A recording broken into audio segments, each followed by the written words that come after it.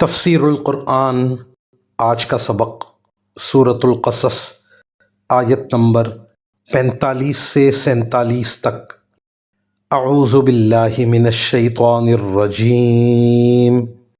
بسم اللہ الرحمن الرحیم۔ وَلَٰكِنَّا أَنشَأْنَا قُرُونًا فَتَطَاوَلَ عَلَيْهِمُ الْعُمُرُ وَمَا كُنْتَ ثَاوِيًا فِي أَهْلِ مَدْيَنَ تَتْلُو عَلَيْهِمْ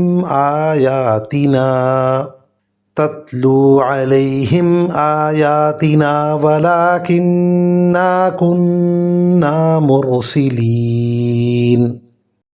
وَمَا كُنْتَ بِجَانِبِ الطُّورِ إِذْ نَادَيْنَا وَلَٰكِن رَّحْمَةً مِّن رَّبِّكَ لِتُنذِرَ قَوْمًا مَّا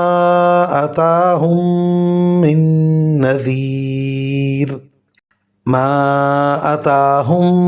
مِّن نَّذِيرٍ مِّن قَبْلِكَ لَعَلَّهُمْ يَتَذَكَّرُونَ وَلَوْلَا أَن تُصِيبَهُم مُّصِيبَةٌ بِمَا قَدَّمَتْ أَيْدِيهِمْ فَيَقُولُوا رَبَّنَا لَوْلَا أَرْسَلْتَ إِلَيْنَا رَسُولًا فَنَتَّبِعَ آيَاتِكَ وَنَكُونَ مِنَ الْمُؤْمِنِينَ۔ ترجمہ: بلکہ ان کے بعد ہم نے بہت سی نسلیں پیدا کیں جن پر طویل زمانہ گزر گیا، اور تم مدین کے بسنے والوں کے درمیان بھی مقیم نہیں تھے کہ ان کو ہماری آیتیں پڑھ کر سناتے ہو، بلکہ تمہیں رسول بنانے والے ہم ہیں۔ اور نہ تم اس وقت طور کے کنارے موجود تھے جب ہم نے موسیٰ کو پکارا تھا، بلکہ یہ تمہارے رب کی رحمت ہے کہ تمہیں وحی کے ذریعے یہ باتیں بتائی جا رہی ہیں تاکہ تم اس قوم کو خبردار کرو جس کے پاس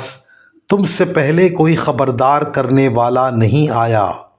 شاید وہ نصیحت قبول کر لیں، اور تاکہ جب ان لوگوں پر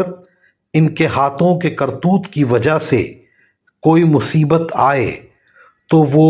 یہ نہ کہہ سکیں کہ ہمارے پروردگار، آپ نے ہمارے پاس کوئی رسول کیوں نہیں بھیجا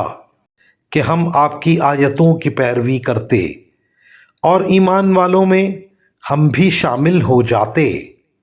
وآخر دعوانا ان الحمد للہ رب العالمین۔